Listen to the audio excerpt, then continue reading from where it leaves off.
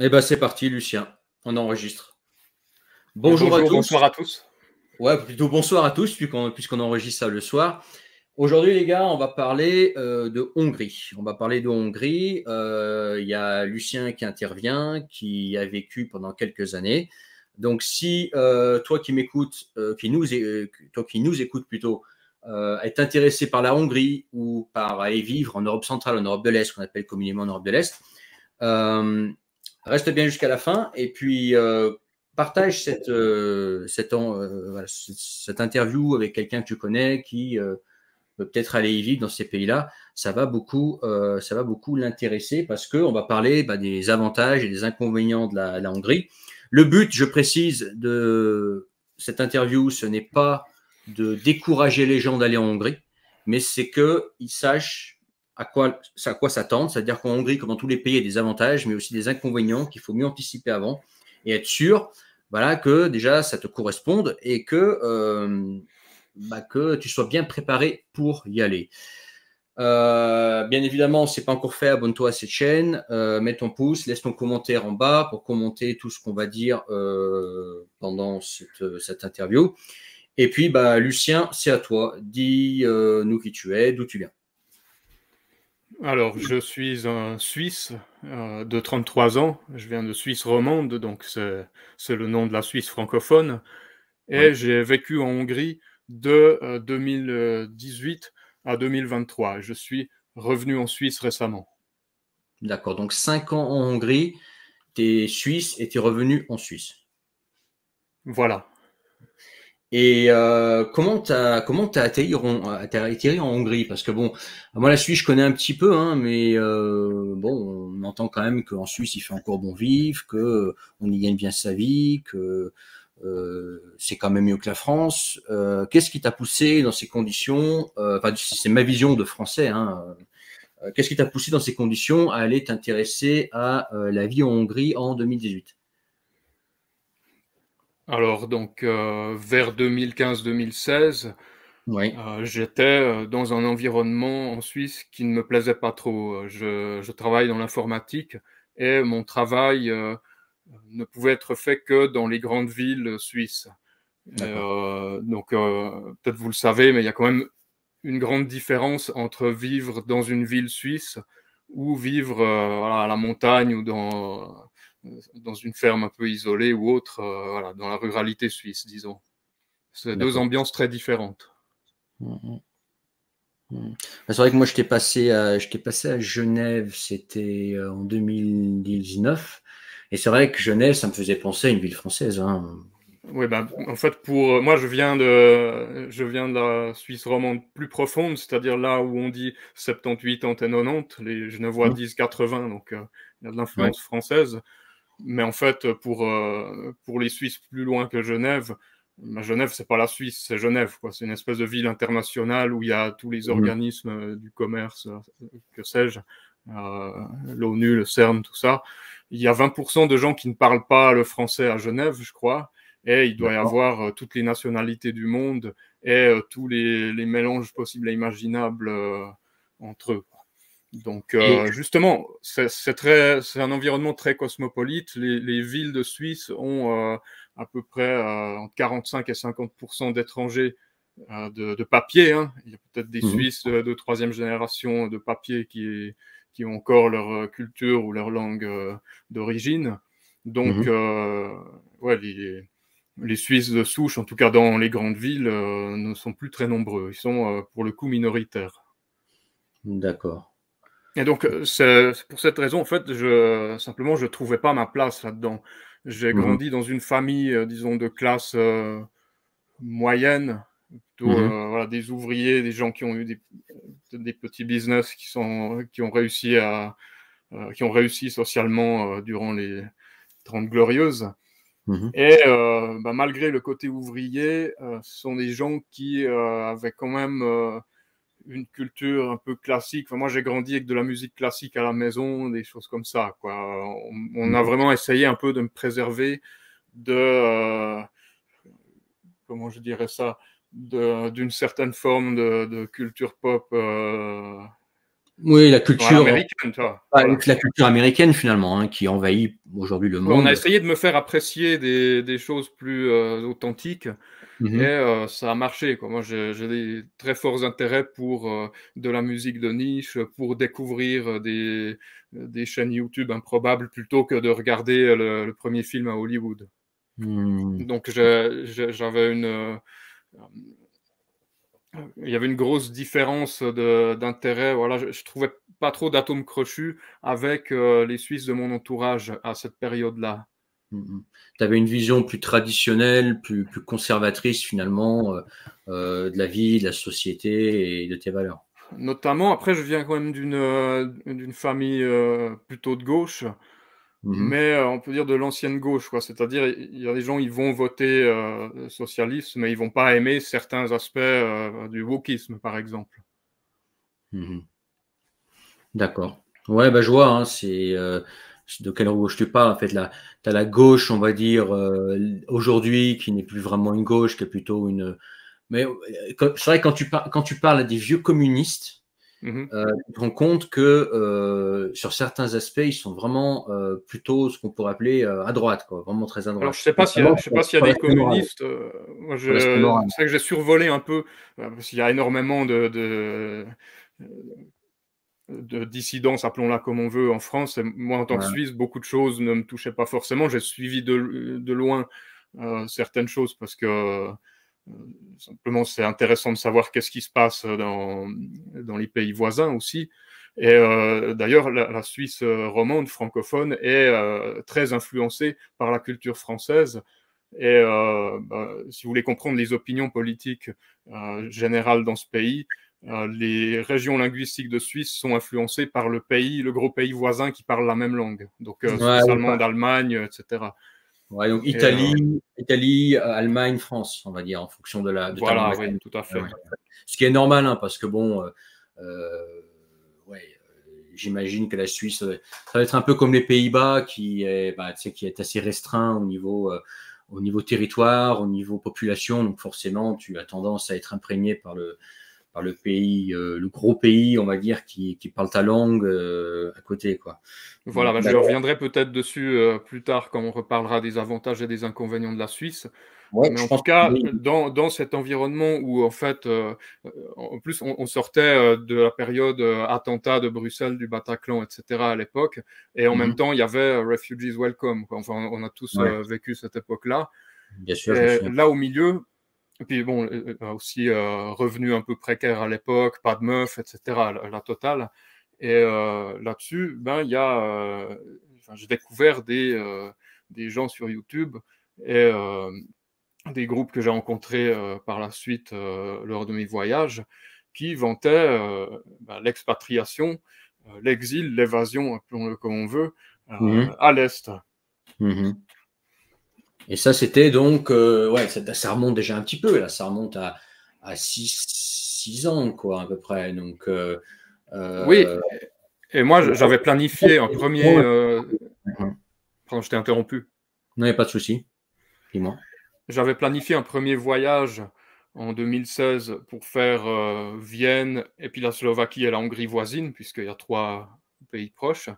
Mhm. Et en fait, j'ai été invité par des potes à un concert en Ukraine. Et donc, je suis allé un peu en Ukraine sur un coup de tête pour 3 jours. Donc, c'est à Kiev en hiver. Mhm. Et donc, je crois que c'est la compagnie suisse donc, aérienne entre la Suisse et Vienne où il y avait une escale qui nous a perdu nos bagages. Donc, on était en slip là-bas pendant 4 jours. C'était un peu l'aventure. Tu sais quoi? Euh, Les on seules leur a fois où demandé... j'ai perdu mes Ouais. bagages, c'était, pardon, je t'ai coupé, mais les seules fois où j'ai perdu mes bagages, c'était avec une compagnie suisse. Donc, Voilà, puis donc, parce que complètement. Genève, il y a tout le temps des problèmes à cet aéroport. Là, on va débunker aussi les transports publics et tout qui fonctionnent à la minute près en Suisse. Mais Ouais, donc, on a dit, mais gardez-les, on va revenir dans 3 jours les récupérer. Et ouais, puis, ouais. ils ont rien fait, ils ont dit, bon, vous les envoyez à Kiev. Et donc, quand on est revenu à Kiev pour reprendre l'avion de retour, ben, il n'y avait rien, quoi. Ouais. Je pense que les douaniers ils ont dû se dire, parce que c'était des bagages qu'on n'avait pas eu le temps de mettre en cabine, parce qu'il y avait du retard partout, ils les ont mis en soute. Et je pense qu'ils ont dû recevoir ça, ils ont dit, ah, un appareil photo, des affaires Ouais, comme ils ça, font quoi. plaisir, ouais. Ouais, ouais.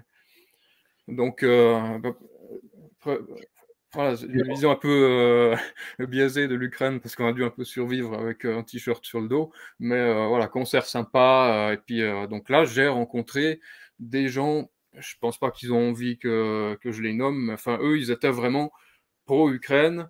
Pour eux, c'était là-bas qu'il fallait être.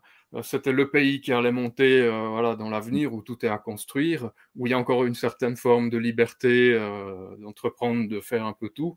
Et Mhm. C'était en moi, 2016. voilà, 2016. 2016-2017. Et Ouais. Ouais. cet hiver-là. Et donc, moi, je les avais rencontrés, ils étaient vraiment à fond. Il faut aller sur place. Euh, Chez nous, on ne trouve pas de compagne pour faire d'enfants. On va prendre des Ukrainiennes qui sont plus traditionnelles, faire des enfants, etc. Acheter un appartement, puis après ça va augmenter. Ils étaient vraiment à fond, quoi. Et moi qui suis plutôt suisse pragmatique, je me Mhm. disais, oui, mais je sais pas, moi j'hésite avec l'Autriche, voilà, la Slovaquie, la Hongrie. Ils m'ont dit, non, non, c'est l'Ukraine, c'est là qu'il faut être. Bon, D'accord. donc j'ai laissé passer un peu, et donc plus le temps passait en 2017, Oui. et plus je faisais des voyages plusieurs fois pour le coup en Hongrie et en Autriche, plus en fait quand je rentrais je comptais les jours. Bon, plus que 99, 98 jours avant les prochaines vacances, quoi. Vraiment, Mhm. j'essaie de vivre en Suisse et j'économisais mes sous pour revoyager en Europe centrale et sortir et vivre voilà, à des prix corrects, quoi. Bah, à l'époque, alors on en reparlera peut-être si tu veux, tu connais peut-être même d'ailleurs mieux le sujet que moi, mais à l'époque, en 2016-2017, l'Europe de l'Est, les prix étaient vraiment très abordables. Parce que moi, j'y allais en Ouais. Europe de l'Est, je me souviens, pendant cette période-là, en 2013-2016, là, et il y avait vraiment un gain de pouvoir d'achat quand tu venais de France, alors de Suisse encore plus. C'était vrai à Ouais. l'époque. Alors en fait, moi j'avais des connaissances qui allaient en vacances à Prague ou en Croatie, ça avait déjà commencé depuis plusieurs années. C'était les endroits où boire pas cher et sortir en été. Mais il n'y avait pas encore Bulgarie, Hongrie, Roumanie, tout ça. C'était pas du tout des destinations dont on entendait parler. Et c'est vrai que la Hongrie a fait un peu parler d'elle suite à ces histoires d'attentats, où chez nous, c'était pas d'amalgame 50 milligrammes. Et à l'Est, c'était non, il faut faire une barrière à la frontière, quoi, pour protéger les Mhm. frontières de l'Union européenne. Et, euh, et donc, c'était devenu un peu the place to be pour les droitards, entre guillemets. Je ne sais pas si je pouvais me considérer droitard à l'époque, mais disons, les journaux ou la famille de gauche disaient que des gens qui avaient des idées comme moi, c'était l'extrême droite, quoi, avec deux Mhm. ou trois S. Et donc, ce genre de personnes qui émettaient des doutes sur le pas d'amalgame, justement, Mhm. qui cherchaient peut-être des pays européens moins cosmopolites, ne serait-ce que pour visiter, voir qu'est-ce que c'est un pays qui, a, qui a encore sa culture européenne traditionnelle. Mhm. Eh ben, la Hongrie est un peu dans le numéro un des destinations à découvrir. C'est Je me vrai que chez souviens, nous, ouais. on nous parle beaucoup de Roumanie, de Bucarest. Alors, même les plus antiracistes des Suisses amalgament les Roumains aux Roms, ce que les Roumains détestent. Mais enfin, il y a tellement eu de soucis Ce qui est faux de d'ailleurs, vol. hein. En Voilà, Roumanie, c'est pas du tout des Roms, ce sont des Européens, tout à fait, ouais. complètement européens, Bon, hein, croyants. il y a Ouais. 10%, je crois, de Roms, Il y mais en a, mais il faut il les y a les chercher, il Roumains faut les blancs. trouver. Ouais. Faut les trouver, hein. Mhm.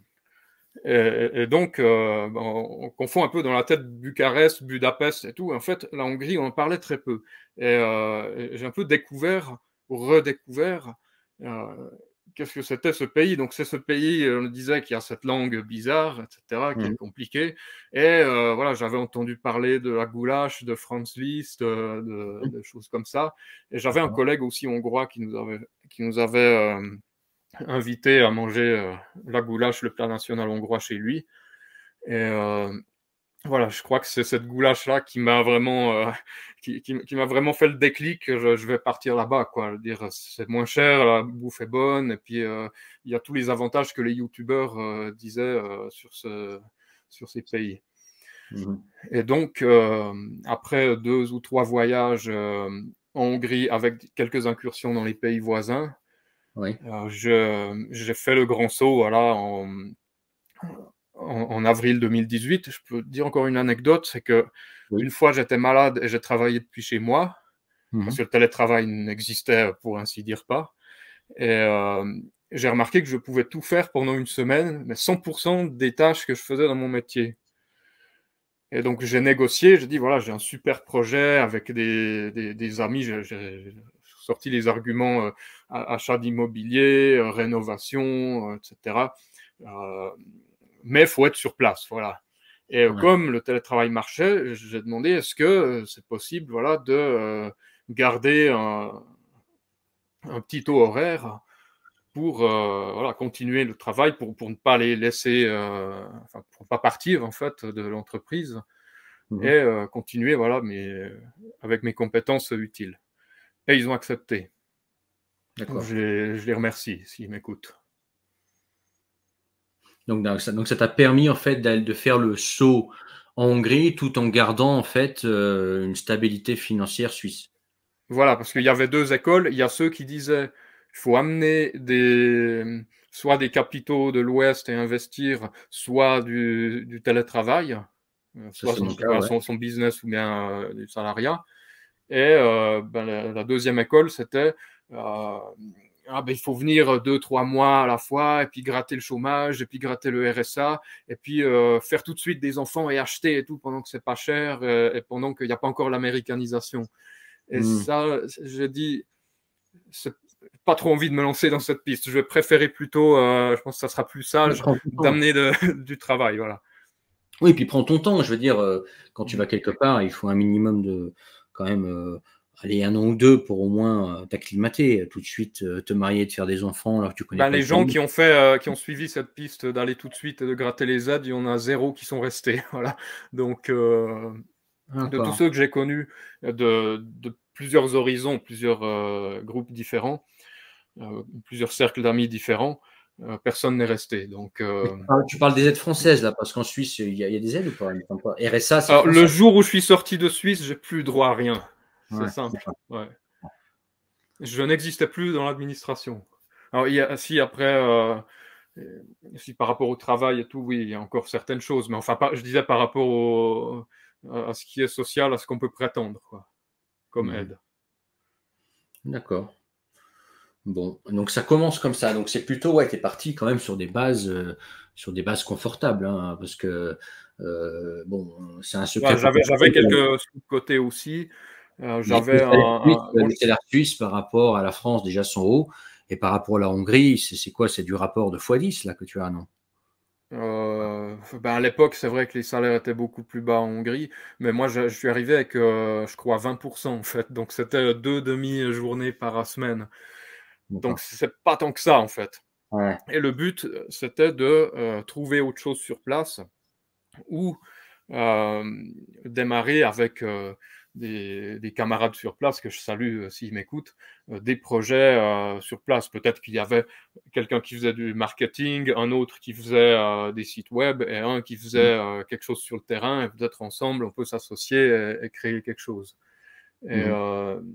c'était le projet que j'avais. Pour moi, c'était un tremplin pour avoir encore un petit revenu, pendant une période de transition. Mmh mh. Et à partir de ça, donc tu as commencé ta vie en Hongrie. Oui. Sur cette base-là, quels étaient tes projets ensuite pour, alors tu veux peut-être trouver un business sur place? Quelle était ta vision à l'époque en Alors Hongrie? à l'époque, j'étais, genre complotiste, tout va s'effondrer, Ouais, il faut partir, à la campagne et puis faire, faire du potager et puis et puis travailler, à distance pour, faire venir l'argent. J'en ris ouais, un je peu vois ce parce que que j'ai tu quand veux même dire. bien Bon, bougé depuis, qu'on mais je suis arrivé avec ça en tête, quoi. je pense on est tous passés par là. À un moment donné, on a On tous a cru tous au une phase, San Giorgio, on a tous eu le discours, enfin, du moins, on a cru au discours, parce que moi, j'ai mmh jamais été dans le business comment dire, typiquement de créer une ferme aux hommes, etc. Mais on est tous tombés là-dedans à un moment donné, de ouais, tout va s'effondrer, il faut mh. se mettre loin, être autonome et gagner sa vie à distance automatiquement. Ouais. On est tous passés par là, je crois. Ouais. Et donc, moi, le premier appart que j'ai pris à Budapest, ben, c'était pas à Budapest, justement, c'était en banlieue, dans une autre ville. Et en fait, autour de Budapest, il y a un autre pays qui s'appelle la Hongrie, et c'est deux mondes différents. Voilà, en fait, à Budapest, il y a des touristes, des gens parlent anglais, et une fois sortis, c'est fini, ça. Il y en a qui parlent allemand, parce qu'il y a aussi des minorités allemandes et des expatriés, des immigrés allemands et autrichiens dans le pays. Mais voilà, il faut le hongrois pour survivre, plus ou moins, hors de Budapest. Et donc j'ai appris, mais j'avais déjà commencé à apprendre avant, dès que j'avais compris que j'avais choisi ce pays et que j'allais partir là-bas. J'ai appris la langue sur Duolingo. Et ensuite, j'ai ajouté à ça quelques cours. Pas énormément, j'ai pas eu beaucoup de formation académique sur la langue. C'est plutôt des amis hongrois qui étaient un peu en galère, qui donnaient des cours par-ci par-là. Alors ça leur faisait quelques petits sous quand je payais les cours. Et moi, j'apprenais la langue. Et puis ensuite, pratiquer avec les proprios, les voisins, voilà, les gens que je rencontrais. Et tu es arrivé donc à apprendre le hongrois. Tu es arrivé à avoir un niveau conversationnel. Oui, alors ça a mis du temps, c'est une langue difficile, mais je vais essayer de me remémorer une phrase parce que sinon je vais avoir l'air de mentir. Je fais une phrase en hongrois, ha akarsz a vidéken élni, akkor egy kicsit kötelező gyakorolni a magyar nyelvet, mert senki akar beszélni angolul. Ça veut dire plus ou moins que c'est plus ou moins obligatoire d'apprendre le hongrois si on veut vivre à la campagne, parce que personne n'a envie de parler anglais ou une langue étrangère. Ce qui est normal. Oui, tout à fait. Ouais. D'accord. Et comment se passent donc tes débuts en Hongrie, dans le sens où tu étais satisfait de ta vie, de ce qu'on t'avait entre guillemets vendu? On t'a dit voilà, viens en Hongrie pour telle raison, etc. Est-ce que ça correspondait au début à ce que tu t'imaginais? Est-ce que tu étais heureux là-bas? Alors, quand j'étais en Suisse, j'ai eu quelques amis de pays voisins, Slovaquie, Bulgarie, comme ça. Et bon, il y avait énormément de Slaves aussi, notamment les pays des Balkans qui étaient des réfugiés de guerre de Yougoslavie.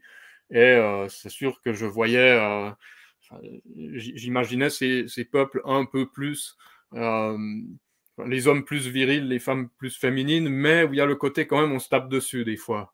Et donc la Hongrie, c'est pas tout à fait ça. C'est un peu, on sent qu'ils sont un peu entre une forme de rigueur allemande, mais vraiment un peu la version plus détendue, plus cheap, quoi.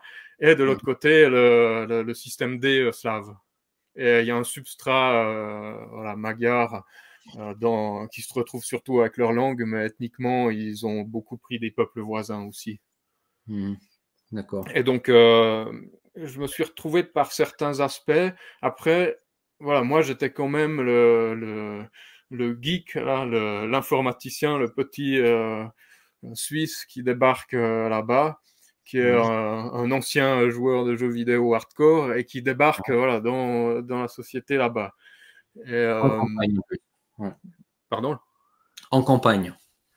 Alors c'était la banlieue, donc c'était quand Ouais, la même. banlieue, ouais. Ouais. Il y avait, j'étais pas loin, je pouvais aller à Budapest tous les soirs. Ouais. Et donc j'étais très seul au début, il faut le dire, mais j'ai un peu fait ce choix parce que je viens de petites villes, gros villages en Suisse, et j'avais un gros problème pour dormir en fait dans le centre-ville de Budapest parce que c'est bruyant la nuit. Ouais. Si c'est pas les touristes, c'est les véhicules. Et donc, c'est pour ça aussi que j'avais choisi la banlieue. Et je me suis très vite rabattu sur les meet-up de langue, en fait. À l'époque, il y en avait plein. Il y avait le meet-up hongrois pour... Donc, il y a des Hongrois qui organisent des meet-up pour parler hongrois. Et en fait, souvent, c'est des profs ou des gens comme ça qui sont intéressés, qui veulent voir un soir de la semaine qui sont ces étrangers bizarres qui viennent apprendre leur langue, en fait. C'est ça, parce que ça fait pas partie, je pense que tu confirmes, ça fait pas partie des langues très utiles dans le reste du monde. Ouais, c'est clair, ouais, ouais, ouais. Voilà. Après, par contre, les meet-up langues, c'est un excellent moyen de rencontrer du monde. Je le précise pour tous ceux qui nous écoutent, peu importe le pays. Que ce soit faire des amis, Ouais. aussi parfois des opportunités professionnelles, et puis parfois même des nanas, quoi. Oui. Et, excellent endroit. Ouais. Et donc, ouais, moi, c'était un peu pour l'intégration, mais un peu pour le fun. Je me suis dit, cette langue hongroise, ah, c'est quand même une langue secrète. Que si un jour, si un jour on veut comploter un truc et que personne nous comprenne, c'est pratique.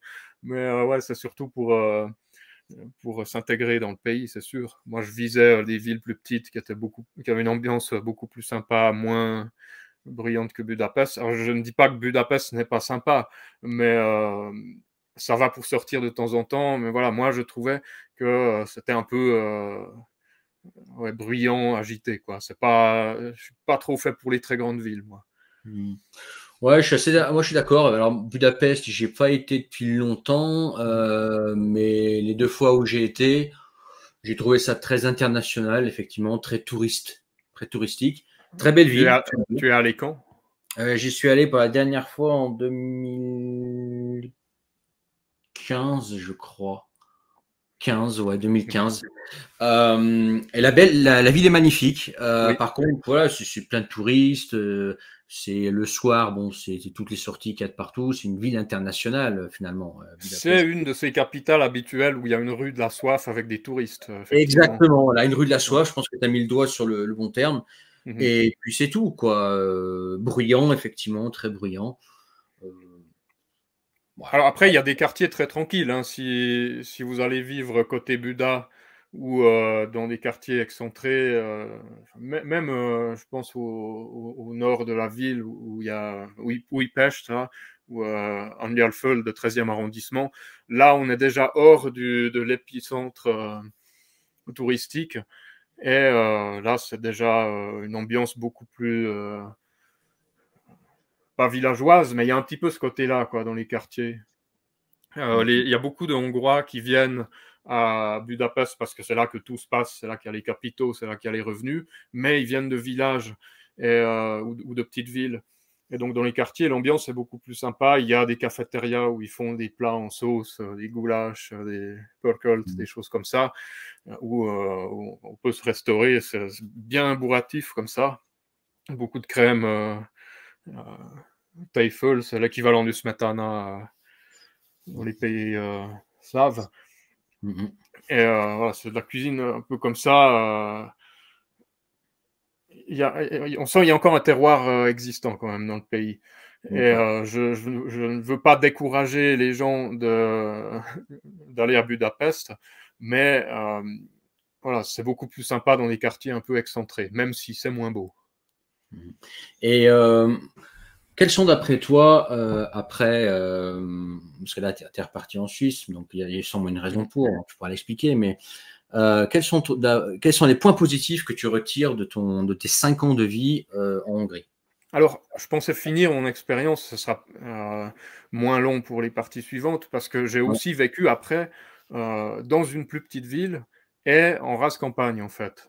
d'accord. Après quoi, je suis revenu à Budapest. Donc, j'explique rapidement. Donc, il y a eu à un moment donné le Coco 19, je crois que c'est comme ça qu'on l'appelait sur cette chaîne. Et Mhm. donc, il y a eu un confinement qui n'était pas aussi terrible qu'en France ou en Australie, par exemple, mais qui était quand même plus dur qu'en Suisse. Donc D'accord. il y a eu une vraie période voilà, où on ne pouvait pas sortir la nuit, par exemple. Alors qu'en Suisse, c'est juste que tout était fermé, mais les gens pouvaient sortir la nuit. D'accord. Euh, et moi, c'est un peu. Moi, j'avais des fréquentations qui disaient, oui, mais là, en fait, on en a pour 1000 ans. En fait, il va jamais partir ce virus, et puis, enfin, ce pangolin. Ouais. Et donc là, il y a des doses de sauce soja, et puis ils veulent donner des doses de sauce soja à tout le monde, et puis tout le monde va en fait, avoir des maladies du cœur, et ça va être fini. Voilà. Thanos aura supprimé la moitié des gens de la planète. Mm. Et voilà, en fait, c'est drôle d'en parler 2 fois autour d'un verre, des sujets comme ça, mais quand c'est 6 mois, une année de discussion non-stop là-dessus, que ça soit vrai ou que ça soit faux, au final, c'était insupportable. Moi, j'avais envie de me Ouais, pendre, quoi. ouais. J'avais plus envie de fréquenter les gens qui parlaient de ça. Il y en a qui en parlent Enfin, du encore. moins, Hein. Il y en a qui sont restés là-dessus encore, qui mm. sont encore plus. Après, il y a Même des bon. gens qui sont très sympathiques, qui ont réussi leur expatriation, qui ont des familles qui vivent voilà, dans les pays d'Europe centrale et de l'Est, qui tiennent ce discours, mais on ne sait jamais s'ils sont dans le sarcasme, dans l'humour, ou si c'est vraiment ce qu'ils pensent. Et Mm. voilà, c'est juste ce sujet de conversation. Au bout de la 300e fois, j'en ai un peu marre, quoi. Et Ouais, donc, je comprends. mais à l'époque, c'est là que j'avais fait le choix de dire, bon, je vais faire le pas, je vais aller dans la campagne hongroise, dans la province hongroise en tout cas, parce que de toute façon, on ne peut plus socialiser avec les gens à Budapest. Et la vie sera moins chère, il y aura la nature, il y aura la forêt, il y aura le lac, quoi. Donc, je Mm. suis allé au lac Balaton.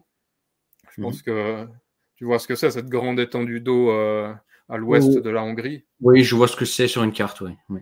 J'y ai Ouais. jamais été. Ouais. Donc c'est un lac à peu près de la taille du lac Léman, mais il est très peu profond, et il est entouré de plages. En fait, c'est la mer, c'est la Riviera hongroise, en fait. Mm. Euh, D'accord. Comme la Hongrie, depuis la fin de la Première Guerre mondiale, n'a plus d'accès à la mer, eh ben, leur mer à eux, c'est un peu ce lac. Et D'accord. donc je suis allé vivre là-bas parce que j'avais une connaissance qui avait une amie qui était proprio et qui ne trouvait plus personne pour son appartement parce que simplement les gens ne voyageaient plus. Il n'y avait Ouais. plus de touristes ou de gens qui faisaient de la location genre pour 6 mois, mais il n'y avait pas non plus des gens qui venaient pour le travail, parce que les emplois sont quand même très limités dans cette région. C'est des petits emplois dans le tourisme payés au salaire hongrois. Donc j'ai accepté en me disant, bon, je vais rester là-bas, je ne sais pas, une année ou deux. Et entre-temps, j'ai essayé d'acheter un bien immobilier, parce que simplement tout le monde disait il faut acheter, il faut plus être dépendant d'un proprio, et puis Piero San Giorgio, et puis le fondement économique, et puis Vol Ouest, quoi. Mm. Et alors que je rappelle, je suis un petit informaticien qui n'est pas du tout manuel, en fait. J'ai fait un petit peu de jardinage dans ma vie, mais pour le reste, je suis pas T'es très pas bon en bricoleur. mécanique. Pardon? T'es pas bricoleur. Voilà. Mais j'ai dit, je tente le coup. C'est pas très cher dans ce pays, donc c'est un peu si je jouais au survivaliste niveau débutant, quoi. Si ça foire, je perds pas toutes mes billes.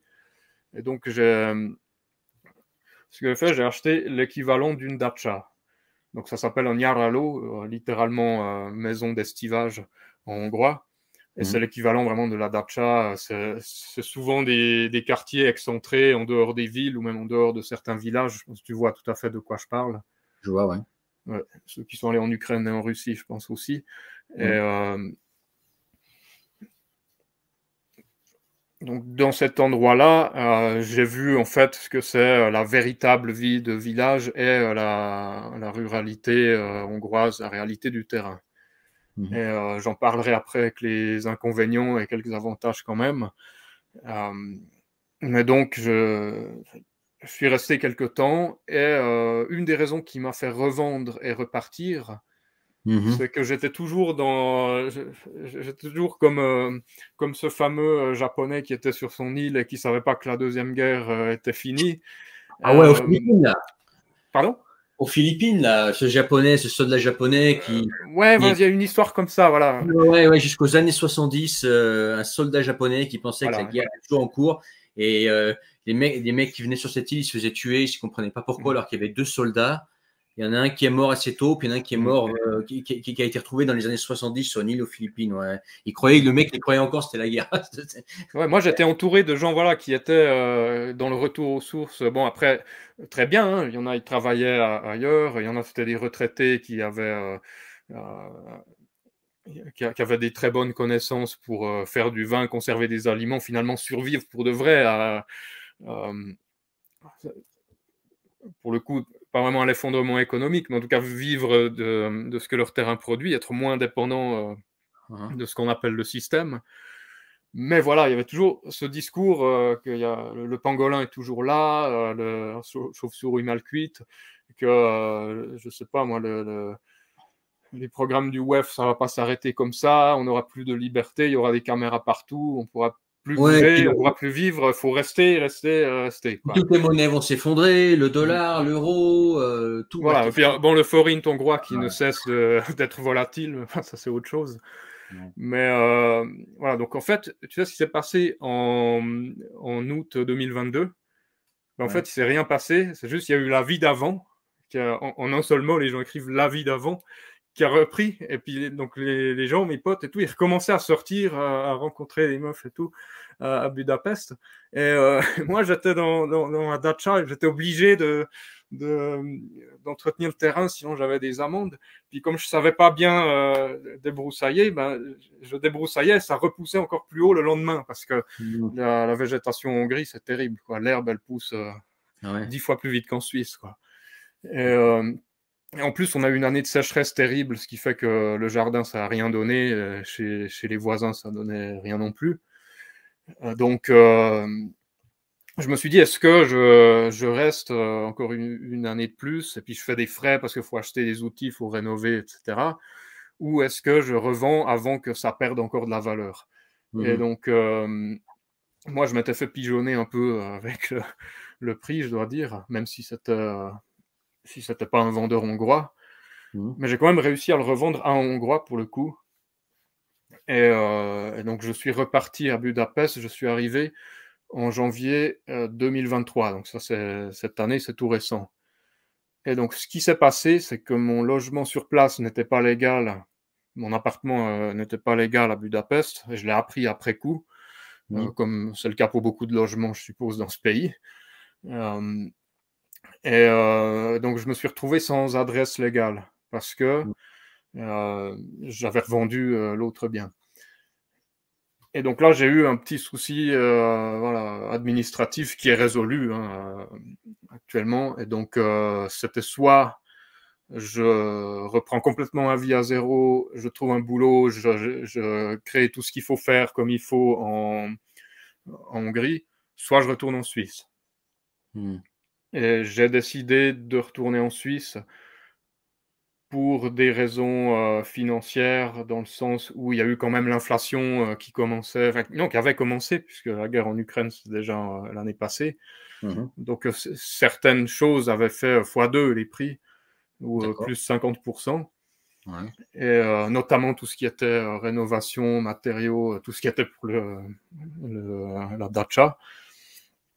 Mais il y a eu aussi, le gouvernement a essayé de bloquer des prix fixés en fait pour que des supermarchés ne vendent pas les produits de base plus qu'un certain prix. Et donc les gens ils se sont dit ça va durer un temps et après en fait le prix de ces choses-là il va rattraper l'inflation et il va d'un coup d'un jour à l'autre faire x2 sur la farine, le sucre par exemple. Donc dans une ville de 6000 habitants à quelques dizaines de minutes de route du lac Balaton, il n'y a pas eu de farine, il n'y a pas eu de sucre et il n'y a pas eu d'huile pendant 3 mois dans le seul supermarché de la ville. Et donc, voilà, ça c'est... Je tombais un peu des nues, quoi. C'est-à-dire, les gens, bon, ils étaient limités à 1 kilo par personne et par jour, mais voilà, la personne qui était cousin ou de la famille avec la caissière, elle disait, tu m'en mets 25 kilos de côté, quoi. Ouais. Et j'ai vu faire ça, hein. C'est des pratiques que j'ai vues parce que voilà, j'étais dans la vie de village, donc voilà, c'était un peu. Tu étais vraiment dans la Hongrie profonde. On peut le dire, ouais. Je crois qu'il y avait 900 habitants dans le village, quelque chose comme ça, mais sur le papier, hein, parce que après sur le terrain, faut voir, hein, la moitié partent en hiver parce que pour éviter les frais de chauffage en hiver, ben ils vont à l'étranger, je sais pas moi, travailler dans une station touristique en Autriche. J'ai connu des gens qui faisaient ça, ou barman ou n'importe un autre travail, Pour éviter les frais de juste chauffage, pour c'est-à-dire. pas être dans une maison mal isolée qui est impossible à chauffer en hiver. Donc là, tu es en train de me dire que les maisons sont mal isolées là-bas et que pour chauffer, ça coûte cher. Tu chauffes comment là-bas? Tu coupes ton bois avec une Alors, hache ou non, mais tu les de gens qui ont les l'électricité? maisons, les gens qui ont les maisons normales, ils ont au gaz, c'est du gaz Ouais. partout. Puis c'est des maisons avec 2 fenêtres et un toit en croupe qui s'appelle Kardar Kocka, donc le cube du nom de Kardar, le dirigeant communiste de l'époque. Et il y a 800 000 maisons comme ça dans le pays. Elles font toutes 100 mètres carrés et puis elles sont toutes mal isolées. Et donc voilà, c'est soit comment on peut traduire ça? Ils ont des poils qui s'appellent Cherib Kaiha. C'est des espèces de gros poils qui sont entre 2 pièces, qui ont une toute petite ouverture où on peut mettre des petites bûches. Et ça produit énormément de chaleur. Je ne Mhm. sais pas s'il y a une traduction qui existe en français. Je sais pas. Peut-être s'il y a des Hongrois ou des magarophones qui nous Ouais, écoutent. dites-nous en commentaire. Ouais. Dites-nous en Qu'est-ce que c'est commentaire. le Cherib Kaiha en français? Mhm. Et Dites-nous avec les bon, spécialistes. moi, c'est vrai que j'avais une maison qui était en dur, mais qui était un truc de vigneron un peu isolé du village. Et en fait, le problème, c'est que sur un registre, c'était un nom de rue, sur un autre registre, c'était un autre nom de rue, puis sur un troisième registre, ça n'existait pas. Mhm. Voilà, c'était un terrain agricole. Et Ouais. donc, donc en fait, je pouvais rien me faire livrer. Et, donc voilà. Et puis, bon, une chose qui va peut-être décrédibiliser tout mon discours pour toujours, mais en fait, ce qu'il faut savoir dans ce village, c'est que bon, il y a des gens en fait, ils ont la phobie de l'avion, ils prennent pas l'avion. Moi, j'ai la phobie de la route en fait. J'ai pas de véhicule, puis j'ai peut-être tout en vélo électrique là-bas. Mhm. Voilà, donc Donc, tu n'avais pas de euh, 4x4, par exemple, tu étais dans ton chalet, tu n'avais pas pris un petit 4x4 pour passer sur ton chemin debout ou pour aller dans les non, bois. c'était une route en dur, mais non, je Ah, faisais sur autant tout dire, avec ouais. un vélo électrique à porte-bagages. Donc voilà. Non, mais il faut Sans des bagnole en originaux. campagne. Je fais partie des originaux qui sont allés au bout de leur délire. Il y a des gens, ils ont dit, faut, faut s'expatrier à l'Est, il faut acheter des trucs.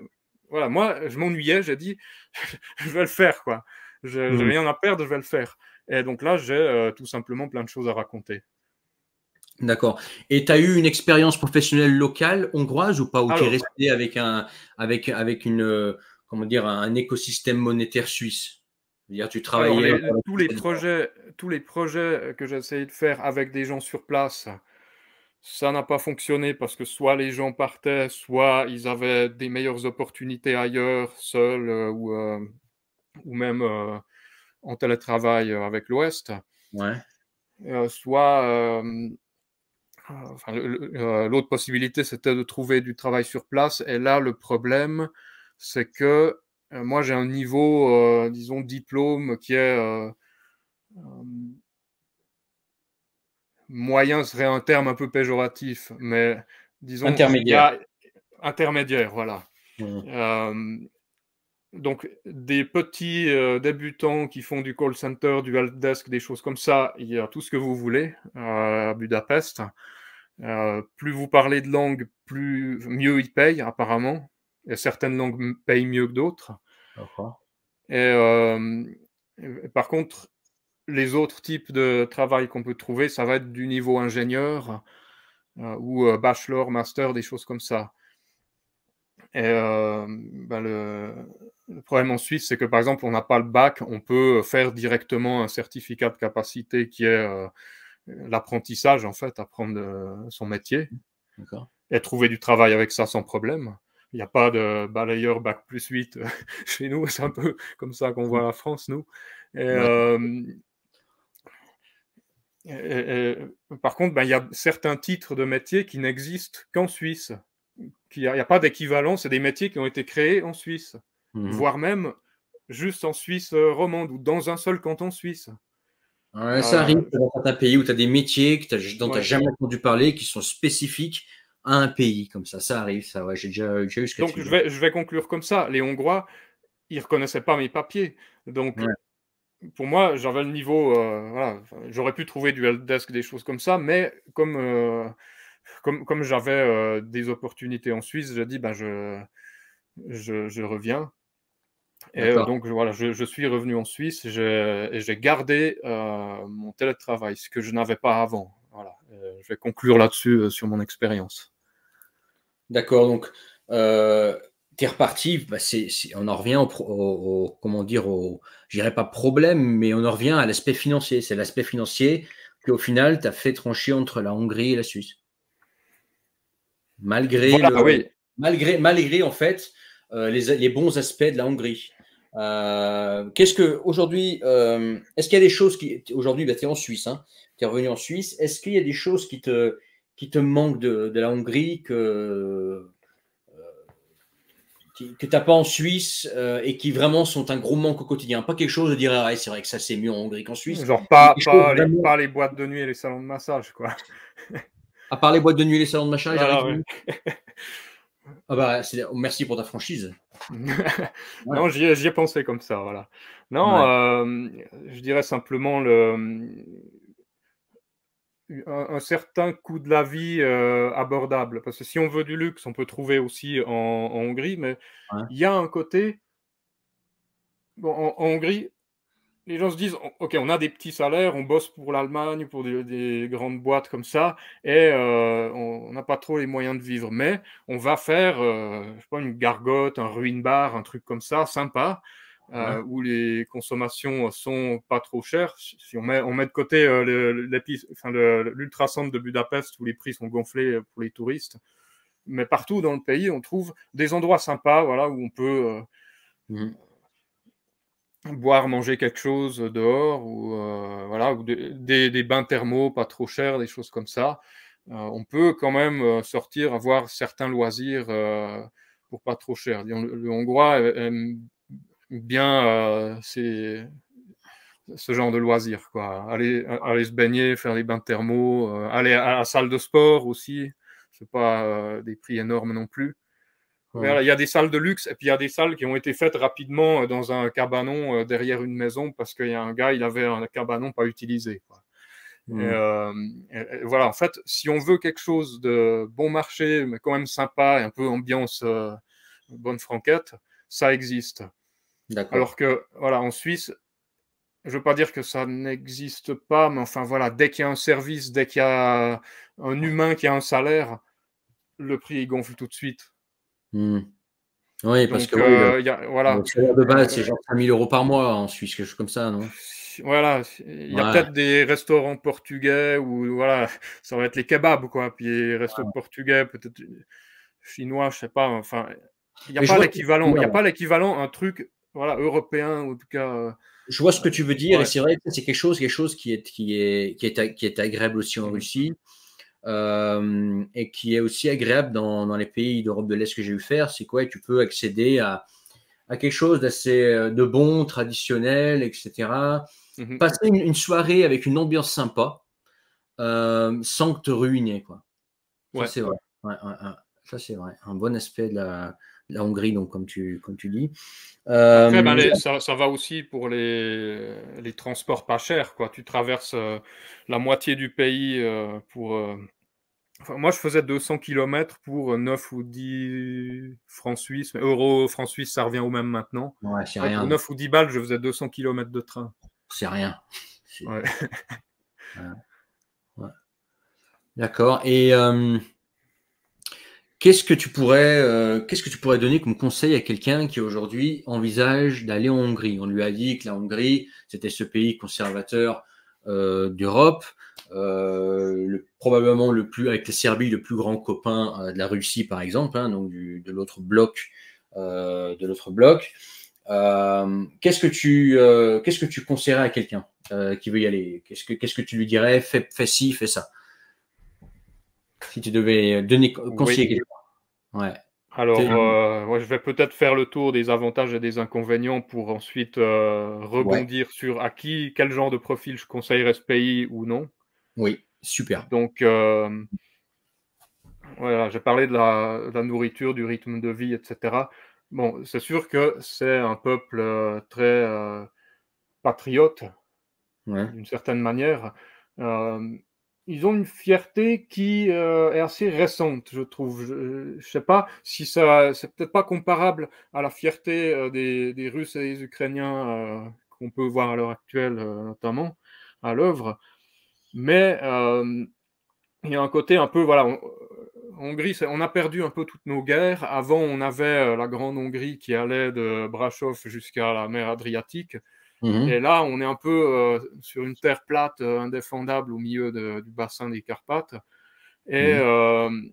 voilà, on s'est mangé voilà, la Première Guerre, ensuite les Allemands, le communisme, les machins. Et là, c'est un peu notre heure, quoi, euh,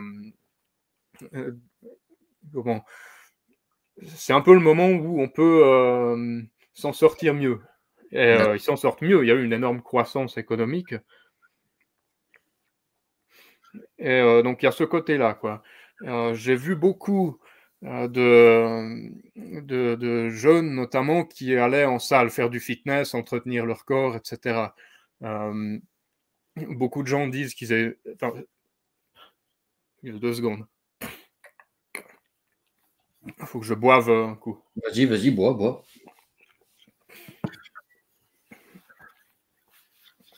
Il y a des gens qui disent que ils sont choqués par l'obésité qu'il y a en Hongrie. Donc c'est vrai qu'il y en a un certain pourcentage, sûrement dû à leurs habitudes de vie et la nourriture assez calorique. D'accord. Hongrie, pays de calories. Mais Mhm. il y a aussi l'inverse, quoi. Il y a beaucoup de jeunes go muscu. Et Ouais. bah, voilà, disons que la femme hongroise a quand même pas mal de choix chez elle. Et le patriotisme local fait que je pense qu'elle préférera quand même un Hongrois. D'accord. Et toi, tu as eu des expériences avec des femmes hongroises, je veux dire, quelque chose d'assez long, qui a duré plusieurs mois,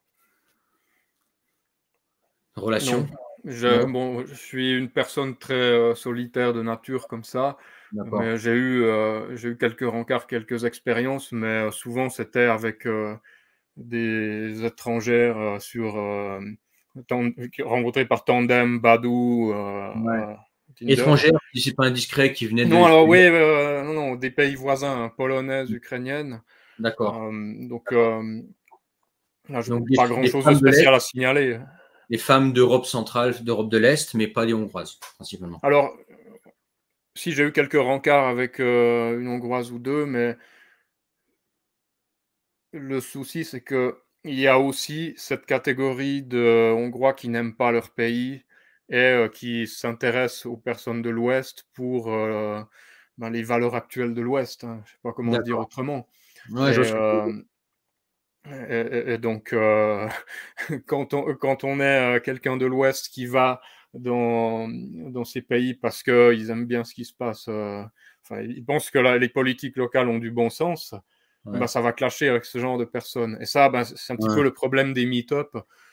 Il y a un peu des deux. Il y a ceux qui sont hypés par le bon sens local, qui veulent vraiment faire leur nid sur place et voilà, vivre dans cette partie de l'Europe. Et à l'inverse, il va y avoir les gauchistes de l'Ouest qui sont en Erasmus ou à l'époque ils étaient dans l'université de Soros, par exemple, ou alors les Hongrois qui simplement en ont marre. Euh, il y a des Hongrois simplement ils n'aiment pas le gouvernement actuel parce qu'ils sont profs ou médecins et ils sont sous-payés. Et je peux tout à fait comprendre enfin, leur mécontentement. Mm. Euh, voilà, donc ça, c'est à savoir qu'il y a ces aspects-là par rapport à la société locale. D'accord. Ensuite, ce que je peux dire d'autre, euh, ouais, le peuple est quand même assez. Beaucoup de gens disent il est un peu glacial, quoi, de premier abord. Ouais. Je sais pas si tu as eu cette impression aussi, je crois que tu en avais parlé une fois Bah dans un moi, live.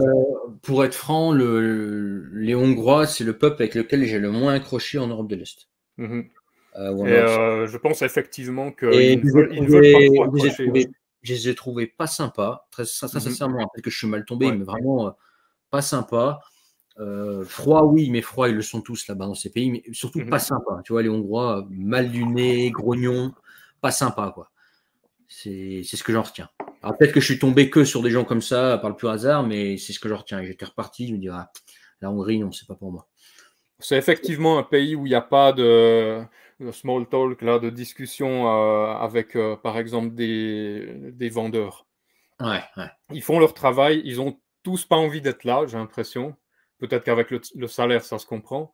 Bah oui. Mais je pense que, ouais, C'est quoi le ouais, salaire c'est quoi le salaire que les gens touchent en général en Hongrie pour les métiers les plus courants, par exemple c'est service, c'est vendeuse, extrêmement difficile à dire parce que j'ai l'impression qu'ils ont tous un boulot par-ci, un boulot par-là et un tout petit revenu à l'ouest. Donc, ce que je peux dire, c'est que on peut probablement trouver les chiffres sur des sites comme Numbeo pour les différentes villes. Je ne sais pas si c'est à jour, mais on peut trouver.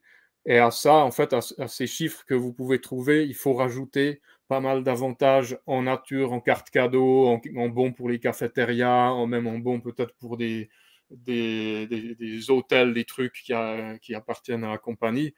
Parce que simplement, ces bonus-là ne sont pas imposés. Et les charges patronales pour un employé, pour un patron qui a un employé, je crois que c'est quasiment l'équivalent du salaire. Je suis pas sûr, je peux me tromper. C'est un ami qui m'a dit ça, mais je pense qu'il y a beaucoup de gens au salaire minimum, mais en fait qui touchent un peu plus que ça Mhm. Ouais, ils par d'autres cumulent un petit moyens. peu les boulots, ils Mhm. cumulent un petit peu plusieurs boulots. Mais ça veut tout dire, hein, quand tu es obligé de cumuler plusieurs boulots pour vivre, et ça veut tout dire sur ça en dit long sur les salaires locaux. Hein. Mhm. Mhm. Moi, je Ouais. dirais peut-être un petit peu plus bas que la Pologne. Ouais. Peut-être je me trompe, mais en tout cas, le niveau de vie semblait un peu plus bas que les pays voisins, Slovaquie, Pologne. Avec la Roumanie, peut-être ça se tient, peut-être ça dépend des villes, je sais pas. Et puis entre Budapest et puis la campagne, entre des entreprises multinationales ou non, ça change tout, quoi. Mhm. Mais voilà, on parlait que le peuple est un peu grognon et tout. Bon, c'est vrai qu'il y a un côté, ils sont très, j'ai trouvé silencieux en fait. Mais Ouais. je pense que c'est dans les gènes parce que même les enfants, genre dans des très longs trajets en train, des choses comme ça, c'est les plus silencieux que j'ai vus du monde. Mhm. Il n'y a pas de gens, par exemple, qui parlaient fort au téléphone et que ça me dérangeait. Mhm. Les Suisses qui m'écoutent en connaissent tous des dizaines comme ça. Les Français me diront, c'est rien par rapport à ce que nous on voit dans nos RER et nos TGV, sans doute. Moi, je vais très peu en France, donc je ne peux pas me mettre à votre place. Mais voilà, c'est un peuple très assez réservé comme ça, je trouve. Quand ils vont parler entre eux, ils vont se parler très bas pour pas que les autres gens entendent dans la rue. Il y a un côté comme ça, quoi. Pas très Mhm. exubérant. Et Ouais. moi qui ai fait un voyage d'études en Finlande avec une escapade en Estonie, je me demande s'il n'y a pas un côté finno-ougriен là-dedans et des points un peu communs Ouais. à ce niveau-là. Ouais. Possible, ouais. Mhm. Et donc ouais, voilà, les inconvénients Oui. par rapport à quelqu'un qui dirait encore aujourd'hui, ben la Hongrie, c'est le pays voilà, euh, qui protège le mieux l'Europe telle qu'on l'aime, etc. Moi, j'ai les idées politiques soit du gouvernement, soit des gens en place, etc. Je vais aller là-bas. Alors, je trouve quand même que le patriotisme là-bas est un peu un chauvinisme à l'ancienne. Mhm. C'est pas du tout pour en dire du mal, mais il faut le savoir en tant qu'étranger, en fait. C'est-à-dire que je crois que ton intervenant précédent disait les seuls amis des Polonais sont les Hongrois. C'est ce qu'il disait, il me semble, oui, le Les premier. Hongrois disent un peu la même chose, Magyar Lengyel Barátság, donc amitié polono-hongroise. Et donc ils sont un peu en froid, notamment avec cette histoire de Grande Hongrie, c'est-à-dire qu'ils avaient des terres sur la Roumanie actuelle, Serbie, Croatie, tous les pays autour, en fait, ils avaient des bouts de terre qu'ils ont perdus. il y avait ou non des Hongrois sur ces territoires. Enfin, aujourd'hui, il y a encore un certain nombre de Hongrois qui vivent dans les pays voisins, notamment en Slovaquie et dans la région de Brașov, Harghita, tout ça de la Roumanie. Et voilà, il y a un peu des frictions sur les discours. Alors, je ne sais pas si ça peut dégénérer en mode Ukraine-Russie, je ne pense pas, mais voilà, il y a un fond encore de ça. En fait, tous les petits restos, plein de gens sur leur voiture, ils ont encore l'autocollant ou la carte avec la Grande Hongrie et nous n'oublierons jamais 1918, quoi. Et ça, faut pas rigoler avec ça. Ils sont vraiment, c'est vraiment très ancré en eux. Je crois même que des poètes ont écrit des textes là-dessus. Voilà, c'est énormément. Et en parlant de ça, tu penses que la Hongrie un jour pourrait attaquer ses pays voisins pour récupérer Non, ça, non, il y a des gens qui parlent de sortir de l'UE, mais après, je pense c'est quand même un pays qui profite énormément de la redistribution des budgets de l'UE, là, parce qu'ils ont refait énormément de routes, ils ravalent les façades, ils ont fait des petites places, des parcs dans les villages. Moi, je suis allé dans des villages de 50 habitants en rase campagne en Hongrie, il y avait un fitness park urbain tout neuf. Et donc voilà, est-ce qu'ils veulent vraiment se mettre mal avec l'UE, sachant qu'il y a les problèmes avec la Russie et tout. Moi, je veux dire, c'est assez compliqué. J'ai l'impression qu'ils essayent de jouer le jeu de la neutralité et du bon sens, mais bon, après, voilà. Les nouvelles que je lis en anglais sur le pays, tous les jours, ils parlent de renforcer les liens avec la Chine, de choses comme ça, quoi. Ouais.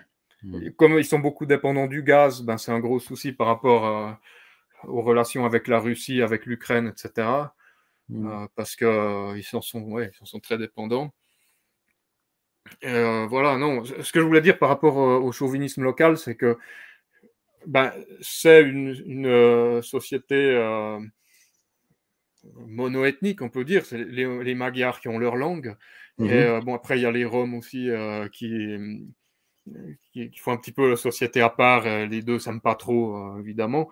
Mais en fait, là, les jeunes vont à l'école, ils se rencontrent, après ils font des couples, et puis ils se marient, après ils ont des enfants. Enfin, le pays est assez nataliste actuellement, et j'ai vu des couples avec des enfants très jeunes, notamment en campagne. À Budapest, non, parce que les gens vont travailler, mais en campagne, je l'ai vu.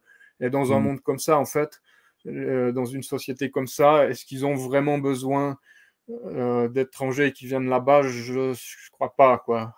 Ouais, Ça leur vient même pas à l'esprit, en fait. Ouais, et puis j'ai entendu dire aussi qu'il y avait quand même une politique de natalité très, très encourageante.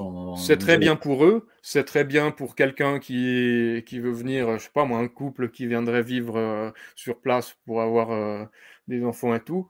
Mais après, trouver quelqu'un sur place, ça doit pouvoir se faire, mais je dis pas que c'est plus simple, réellement plus simple que d'autres pays, tout simplement. On doit être dans la moyenne au niveau difficulté. D'accord. Oui, puis je pense qu'aussi le niveau de vie, tu sais, j'ai remarqué une Il chose, augmente. avec toute mon expérience à l'étranger, c'est qu'en général, entre guillemets, alors c'est pas forcément le terme adapté, celui qui me plaît, mais la facilité à accéder aux femmes est directement corrélée au niveau de vie. Plus le niveau de vie augmente, plus c'est dur. Plus le niveau de vie baisse, plus c'est facile. Oui, après, Et la est-ce qu'il y a un Hongrie, côté, les femmes du tiers-monde veulent peut-être aller, être avec quelqu'un de plus riche pour avoir une situation bien meilleure sûr, et mais sortir on de peut leur pas leur en misère? vouloir. On peut pas leur Ouais, en vouloir pour c'est ça. logique. Toute personne veut vivre mieux et Mmh. voilà. Je veux dire, d'ailleurs, c'est dans la nature des femmes de chercher un mari qui va augmenter leur niveau de vie. Ça a toujours été comme ça, c'est la nature comme Mmh. ça. Mais c'est vraiment un truc, ça. Plus tu vas dans un pays, entre guillemets, pauvre, plus Mmh. l'accès aux femmes est facile, plus le niveau de vie augmente, plus c'est dur. Donc, la Suisse doit vraiment être dur. J'ai jamais essayé, mais ça doit C'est vraiment clair, être mais chaud. il y a aussi le côté écolo, on veut vivre plus simple, on a trop chez nous, et cetera. Donc Ouais. je pense qu'il y a aussi des gens qui veulent un retour en arrière. Ça justement, ça, je pense les peuples plus à l'Est, qui ont un peu leur 30 glorieuses maintenant, ils comprennent pas cette mentalité, en fait. Le gars de l'Ouest, qui est plein aux as, je suis pas plein aux as, mais c'est pour Par rapport expliquer, à eux, quoi. ouais. Ouais, je vois ce que Enfin, tu dis. ouais. Ouais. Le gars de l'Ouest qui a du fric, qui vient, et ou même peut-être le couple, la famille qui vient et qui vient vivre en mode écolo dans un village, il y a des gens qui vont peut-être pas le comprendre, quoi. Et il y en a, ils sont plus en mode grosse voiture, voilà, exhiber Bah, sa richesse. ça aussi, c'est un truc, bah, c'est comme en Russie, hein. En Russie, Mhm. il y a tout ce qui est écolo, tout ça, c'est pas du tout mis en avant, et puis c'est pas du tout dans l'esprit des gens. Mhm. Si par exemple tout ce qui est pollution, par exemple des détritus laissés en Mhm. bord de route ou dans les bois, il n'y a pas du tout, c'est encore ce réflexe d'amener ces détritus avec soi, les décharges publiques aussi qu'il peut y avoir, tu sais, des Mhm. morceaux de bagnole, des machines à laver comme ça en forêt, des vidanges qui sont faites à l'arrache comme ça, tu vois, dans un coin en Ouais, il y avait campagne. beaucoup en Hongrie et ça a Et diminué durant les 5 ans que j'étais sur place parce qu'ils nettoient, mais il y a eu à une époque aussi là-bas. tu sais, les gens ne comprennent pas encore l'importance de ça. Par exemple, quand tu Mhm. vas te promener on va dire, dans la nature, bah, tu veux pas voir des détritus de partout. Non, ce que tu fais, c'est que voilà, tu amènes avec toi ton casse-dalle et puis tu Mhm. ramènes tes poubelles avec toi. Tout à Euh, fait. et c'est probablement comme ça aussi en Europe de l'Est. L'Europe de l'Est, j'ai pas fait j'ai fait les campagnes roumaines. J'ai quand même trouvé les campagnes roumaines à l'époque, c'était quand même un peu plus sale qu'en Europe de l'Ouest quand même, hein. Ouais. Mhm. Donc D'accord. voilà, quelqu'un qui idéalise un peu trop, qui se dit que la Hongrie va être un peu le refuge de tous les Européens persécutés dans les pays voisins qui vont venir trouver une terre de cocagne sur place. Attention à pas trop idéaliser ça, hein. Voilà, Oui, venez, moi je conseille à ces gens de faire un temps dans le pays déjà voir euh, en quoi ça consiste ces politiques, ce mode de vie, ce natalisme qui chérissent tant. puis il y a un truc qui est assez ingrat, qui est assez vicieux sur Internet. Mhm. Moi qui suis public sur Internet depuis 2017, c'est qu'en fait, une vidéo, une information, en fait, elle est donnée à un instant T. Ça veut dire ce Oui. qu'on dit aujourd'hui, toi et moi, c'est valable aujourd'hui. Mais dans 3 ans, on n'en sait rien. Dans 5 ans, on n'en sait moins, on n'en sait rien. Par exemple, quand tu as commencé à t'intéresser à l'Europe de l'Est, que tu es parti en Ukraine, c'était en 2016, tu m'as dit, hein, je crois, 2017. C'était il y a 7 ans. Oui, j'ai été 2 fois, une fois en hiver en 2016 et une fois en été en 2017. Bon, 2017, c'est déjà loin, ça va faire 7 ans. Les choses évoluent entre-temps. Ça veut dire que moi, centrale et de l'Est que j'ai connue, c'est pas celle que tu as connue. J'y suis allé avant toi, mais j'ai jamais vécu, j'ai vu ce que j'ai vu. À l'époque, pour moi, c'était vraiment l'endroit pas cher où tu étais un roi si tu avais des euros. Voilà. Maintenant, c'est plus le cas avec l'inflation. Lucas, qui est passé sur ma chaîne l'autre jour, Mhm. il en a parlé aussi. La Russie, c'est pareil. La Russie que j'ai connue en 2011, c'est pas celle de 2016, c'est pas celle de 2019. Ensuite, il y a eu le Covid, donc c'était encore une autre chose. Et puis maintenant, il y a la guerre, ça a changé. Je veux dire, entre-temps, toi, les choses évoluent.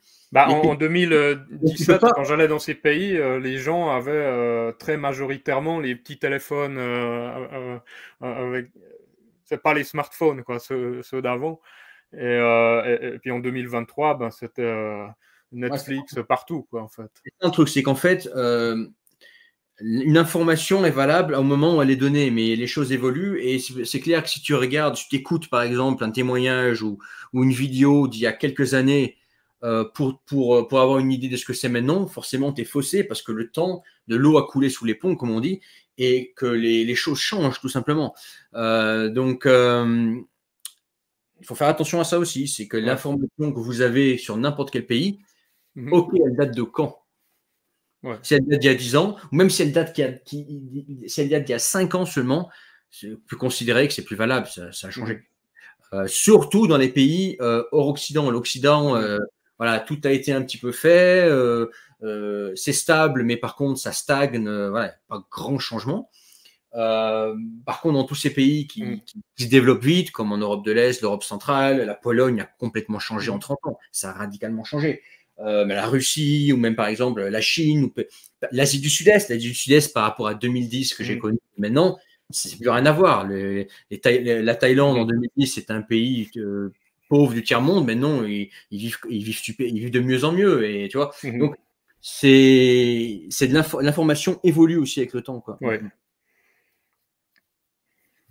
Voilà. Donc, oui, sur la Hongrie, posez-les sous la vidéo, les gars. Si vous avez des questions sur la Hongrie, vous voulez rajouter quelque chose suite à ce que Lucien a dit sur la Hongrie, dites-le en commentaire sous la vidéo. Et toi, aujourd'hui, Lucien, est-ce que tu as envie d'y retourner en Hongrie ou est-ce que finalement, tu es bien en Suisse? Alors, j'ai pas de regret du tout de mon expérience sur place. Ça a été une riche expérience dans un pays d'Europe. Et ce que j'ai pas dit aussi, c'est que il y a tout un aspect culturel, comme c'est un pays qui a leur langue à eux, qui sont un peu le centre de leur propre culture. Il y a toute une culture musicale et cinématographique. Enfin, moi, c'est surtout la culture musicale qui m'intéressait, qui m'a fait choisir ce pays plutôt qu'un autre. Parce que donc moi mes passions c'est un peu la musique folk, reprendre des chants médiévaux, aller dans des festivals médiévaux, des choses comme ça. Ça c'est mon truc. Et donc j'ai trouvé de l'inspiration dans ce pays tout simplement. Et moi je peux que conseiller à des gens de faire une expérience dans ces pays.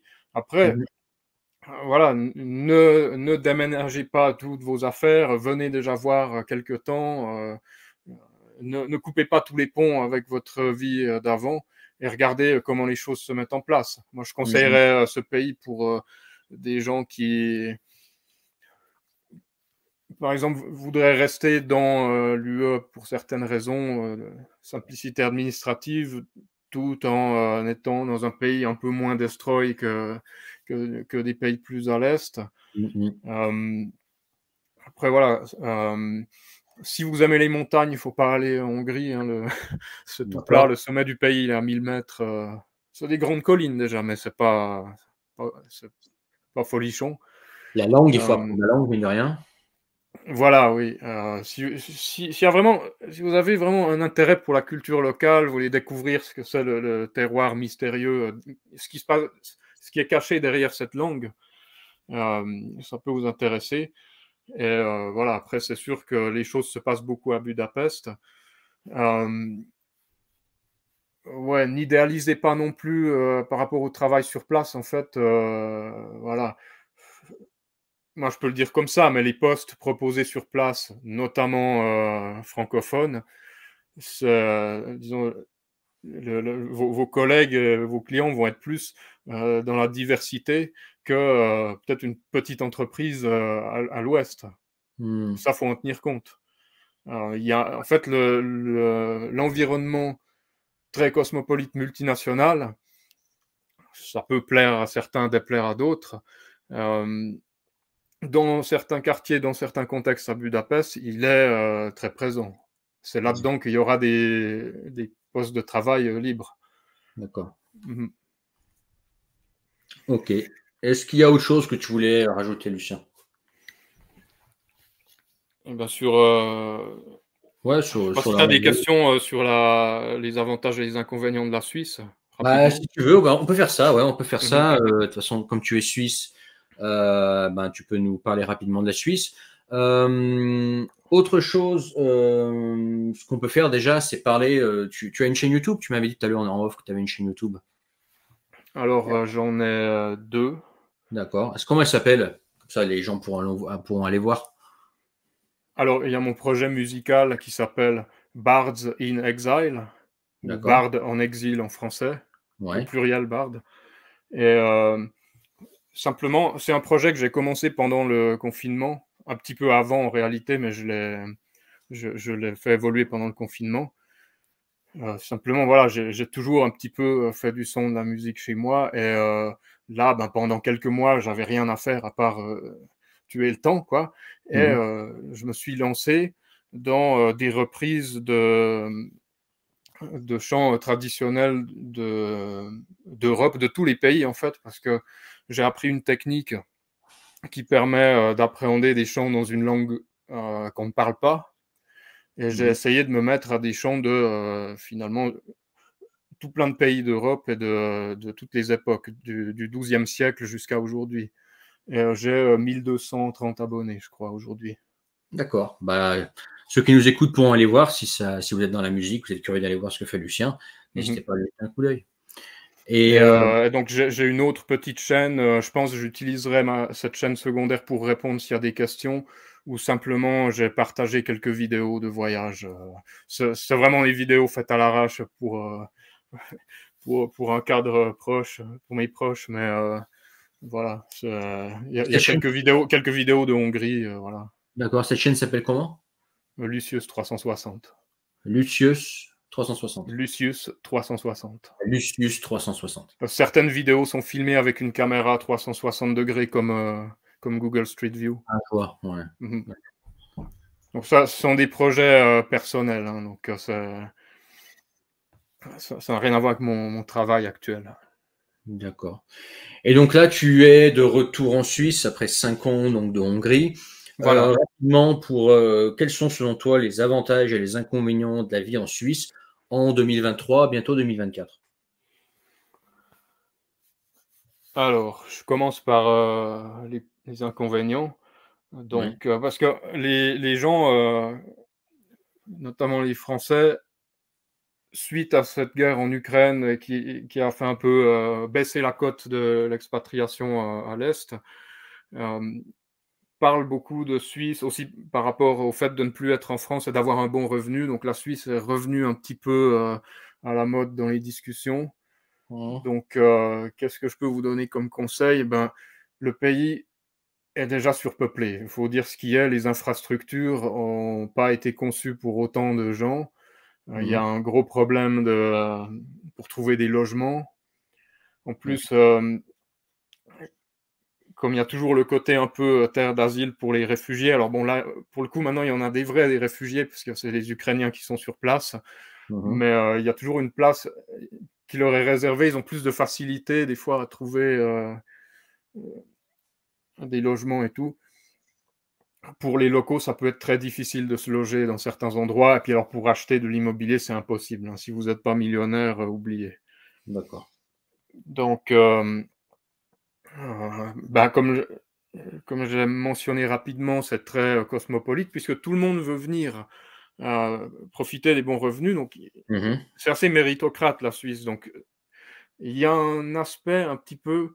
il y a tous les gens de la planète qui viennent, mais comme c'est des hauts QI et des boulots bien payés, ben ça va encore, quoi. Il n'y a pas l'insécurité, quoi. Mais certaines personnes n'apprécieront pas ça parce que voilà, c'est un peu une ambiance aéroport où il y a tous les trucs internationaux partout, mais par contre, pour trouver de la culture locale dans certaines villes, c'est devenu très compliqué, quoi. Notamment dans les activités pour les jeunes. À la campagne, c'est très différent. Il y a encore des sociétés locales qui se maintiennent. Et là, l'ambiance est très... au moment où j'étais parti, c'était très authentique encore. Aujourd'hui, je ne sais pas, parce que voilà, Netflixisation des esprits fait son chemin. Mais voilà, là, je conseille voilà, les petites villes... ouais, petit village, grand village, jusqu'à petite ville, ça va. Après, est-ce qu'il y aura du travail à ces endroits? Je ne sais pas, mais voilà. Donc, ça, c'est un peu les inconvénients. Et puis, ben, le prix des consommations, les assurances maladie. Il y a un énorme problème avec les assurances maladie, c'est la Sécu de chez nous. En fait, donc on est obligé de cotiser, mais il n'y a pas de caisse nationale. C'est que des entreprises privées, mais à but lucratif.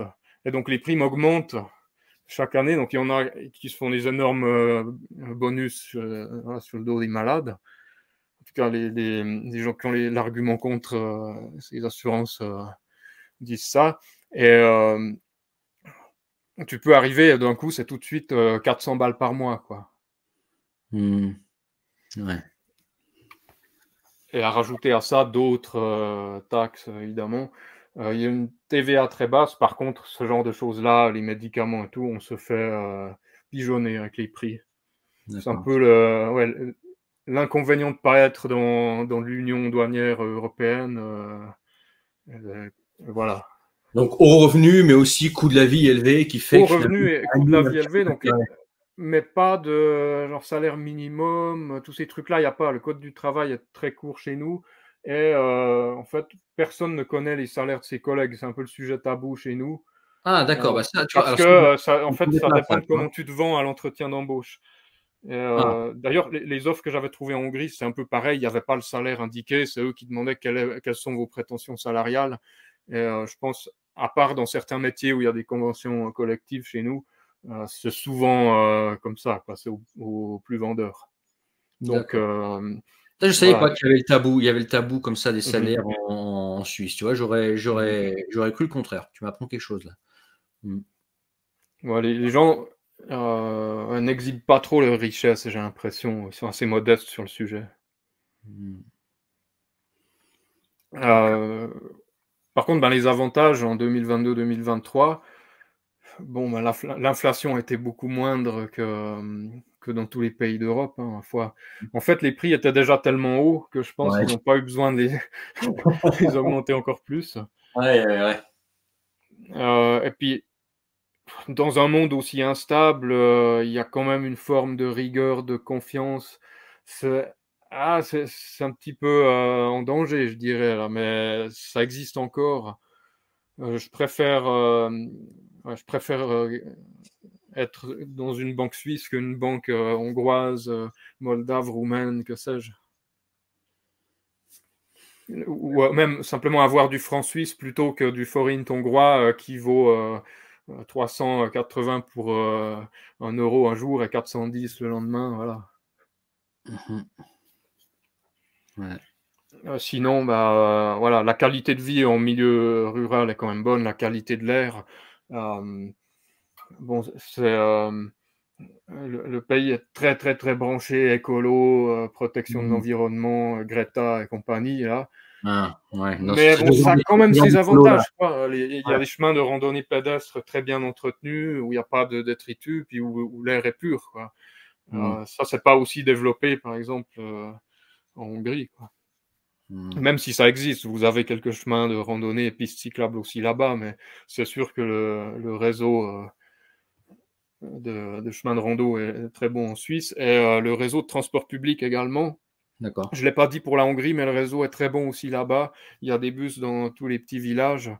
Des trains, bon, ils sont pas toujours à l'heure, mais voilà, il y a beaucoup de lignes encore existantes. C'est très dense. Et voilà, donc quelqu'un qui viendrait d'une ville et qui n'a pas de voiture ou qui ne veut pas forcément l'utiliser, ben, la Suisse, c'est très bien parce que la voiture, c'est quasiment une charge. C'est plus cher d'en avoir une que de pas en avoir en Mm. Suisse bientôt. Euh, En Hongrie, ça peut être utile quand même. Il y a assez de place pour les routes et les piétons, mais c'est faisable sans, je dirais. Vous pouvez vivre dans une ville et aller dans les villes voisines ou aller dans un endroit en vacances un peu isolé, tout en transport public. Donc pour Mm. les deux pays, ça c'est un avantage. Et voilà, dans la ruralité, il y a encore une certaine forme de tradition assez vivante. Faut souvent un petit peu les chercher, mais il y a des régions où on peut encore les trouver. Il y a d'autres régions, c'est quand même très compliqué. Moi, je m'y retrouve pas, quoi. Mm. Donc voilà. Après, il faut savoir qu'il y a eu beaucoup de frontaliers déjà, donc de Français qui vivent en France et qui viennent travailler en Suisse dans le pays. Alors pour ça, les Français sont pas trop appréciés. Mhm. Peut-être qu'ils sont pas appréciés pour d'autres choses, bon, peut-être liées à l'insécurité ou à certaines politiques, mais les gens ne le disent pas comme ça, je sais pas, mais plusieurs choses font que les Français ne sont pas trop appréciés. Alors voilà, je préviens juste. Je Mhm. préviens juste. Mhm. Donc ouais, je conseille la Suisse pour faire du pognon en attendant que la situation se calme, mais pas forcément pour vivre, consommer sur place. J'ai vraiment pas l'impression qu'il y a des politiques natalistes, des aides, des choses comme ça sur place. Les congés maternité sont très courts. Et paternité, je sais même pas si ça existe. Mhm. Donc les Hongrois crient au secours quand ils entendent ça. Mais voilà, donc ça, j'ai dit un peu ma vision sur la Suisse. Après, j'ai vécu dans un endroit pas folichon à une époque. Là, je suis allé vivre dans une région montagnarde qui me plaisait déjà beaucoup plus, tout en négociant pour garder le télétravail. Donc, je dirais que peut-être le télétravail permet d'éviter certains aspects, les transports publics bondés, C'est clair. les gens qui vous parlent, les indésirables qui vous parlent à la gare, les choses comme ça, quoi. D'ailleurs, au passage, les gars, si le télétravail vous intéresse, que justement notre objectif, c'est pouvoir gagner votre vie depuis un endroit que vous avez choisi, qui vous plaît, regardez le premier lien dans la description. Ok. Et une dernière chose aussi, oui, les gens qui ne supportent plus, mais ils ne peuvent plus voir une affiche, un truc un peu woke, on va dire, pour résumer. Attention, alors, parce que je donne un seul exemple qui va illustrer le truc. C'est que dans certains villages, il y avait des panneaux ralentissez, attention aux enfants. Ça a été remplacé par ralentissez, attention aux écolières.e.s dans des villages. Ouais. Et même les gens de ma famille, je salue les gens de ma famille s'ils m'écoutent, qui ont voté à gauche, donc qui seraient normalement pour l'émancipation de la femme et tout, ils me disent non mais on en a marre de ces trucs-là, quoi. Ça fait mal aux yeux. Ce truc de remplacer les parenthèses qui allaient très bien par des points et puis d'en mettre partout. Je veux dire, au pluriel, les écoliers, ça peut être des hommes comme des femmes. Hein, ouais, c'est ce truc .e.s, c'est vraiment, c'est devenu standard dans toute la société. Et malgré que la majorité des gens que je connais se plaignent et qu'ils n'aiment pas ça, eh ben, ça se fait partout. Et je ne sais pas si c'est, je sais pas qui a dit à tout le monde de faire ça, mais ça se fait. Donc, il y a beaucoup de communication, voilà, un peu la communication. L'égalité homme-femme en restant sur juste écolier, sans le. Bah voilà, c'est-à-dire dans la langue. Un humain est un humain, donc. Un humain est un humain, on est tous égaux. Bon, bah voilà. Pourquoi. Et puis, oui, puis les femmes disent c'est inclusif, mais on incluait les femmes dans le masculin avec galanterie. Donc voilà, c'est ce qu'elles veulent, être inclus dans le masculin. Bon bah voilà. Certes. Mais voilà, il y a de la communication, des panneaux d'affichage, des pubs dans le bus qui sont bien pensantes partout. Et en fait, si ça vous dérange, mais vraiment, vous avez les maux d'estomac en voyant ça, là, allez en Hongrie, parce qu'en fait, il n'y a pas de il et elle dans la langue hongroise depuis que la langue existe. Elle n'est pas genrée, cette langue, et donc il ne peut pas y avoir, en fait, ce type de guerre des sexes, là, ne peut pas exister, en fait. Voilà. Ok, et à partir de maintenant, alors tu penses rester en Suisse ou alors tu veux peut-être pas forcément parler, j'en sais rien, mais tu penses rester en Suisse ou tu as des projets de repartir plus tard, peut-être pour une autre destination Là, c'est vrai que j'ai vécu des années assez agitées, des sacrées aventures avec mon Yaralo, donc ma dacha en campagne. J'ai vécu ici et là dans des villes à gauche, à droite pendant plusieurs années, donc j'aspire à me poser un petit peu quelques années dans mes montagnes, peut-être voyager de temps en temps, une fois par année. Après, je verrai, voilà. Après, pour moi, c'est pas où aller qui compte, c'est avec qui. C'est-à-dire que si je rencontre des gens qui ont un projet quelque part, ou bien si je rencontre une partenaire de vie, ça décidera, voilà, si c'est moi qui bouge ou si c'est elle qui vient. L'important, c'est avec qui tu es. Tu peux être dans le meilleur pays du monde, si tu es seul, misérable, que tu connais personne, tu es loin de ta famille, c'est dur. Alors que si par exemple dans un pays que tu trouves pas top, mais que tu as tous tes tiens avec toi, tout devient relatif finalement. Bah, ça participe aussi du bien-être dans un pays. Et par exemple, des gens avec qui je m'entendais pas pour des raisons politiques, par exemple, ils peuvent changer en 5-6 ans, et puis je peux me réconcilier avec eux, etc. Moi, j'en ai vu des gens comme ça. J'en ai vu des gens comme ça changer, pour le mieux d'ailleurs. Il y a des gens qui disaient, me réveiller un peu, voilà, ouais. en étant en Suisse un peu perdu dans une grande ville où chacun a un peu sa culture, son projet, et puis veut faire du pognon et où les gens se parlent pas trop. Euh, donc le gars, il va dans un pays étranger, ça peut être la Hongrie dans mon cas, mais n'importe quel autre, et sa suissitude ou sa francitude pour un Français se révèle dans ce pays là-bas. Parce Mmh. que les gens, ils ont encore une vision de la France et de la Suisse idéale et tout. Alors, ça fait se réenraciner aussi, de plus être dans son pays et de le voir de l'extérieur et dire, ah ben c'est ça, voilà. Et puis tel comportement des Hongrois, ben c'est pas ça que j'ai en moi. Et il y a des fois des Hongrois me disent, mais la manière d'aborder ce problème, tu es trop suisse dans ta tête. Et je dis, ah ben c'est ça d'être suisse, d'accord. Bah oui, ouais. Et ça peut jouer aussi, quoi. Ça peut faire que tu reviens avec un meilleur état d'esprit dans ton pays. Parce que moi, je reviens voilà, en meilleure forme, plus, un peu, comment je dirais ça, Avec une ouais, expérience de vie. plus optimiste pour l'avenir, Mmh. que j'y reste ou non d'ailleurs. Oui, et puis aussi un truc, c'est que tu peux avoir quitté un pays sans pour autant, comme tu l'as dit, regretter tes années sur place. Ouais. Tu peux aussi dire, Oui, bah, écoute, je pars du pays, mais voilà, j'ai passé quelques années sur place. M'aperçois que c'est pas pour moi ou que je suis mieux ailleurs, mais j'ai bien aimé mon expérience de vie sur place. Ça peut être aussi quelque chose, quoi. Pour ne pas avoir de regrets après. Là, par exemple, tu reviens en Suisse, tu as eu ton expérience en Europe centrale. Quand on te parle d'Europe centrale, tu sais très bien de quoi il s'agit. Cette expérience, tu l'as eue, tu n'as aucun regret, tu l'as fait. Mais non, voilà, tu prendras des décisions meilleures avec cette expérience. oui, tout à fait. Ouais. Mhm. Bon, bon, bah Lucien, je crois on a fait le tour. Est-ce qu'il y a quelque chose que tu voulais rajouter? Non, c'est tout bon. C'est tout bon. Bon, bah les gars, ceux qui nous ont écoutés jusqu'à là, bah merci. Mettez un pouce pour remercier Lucien et faire aider cette vidéo à se faire connaître.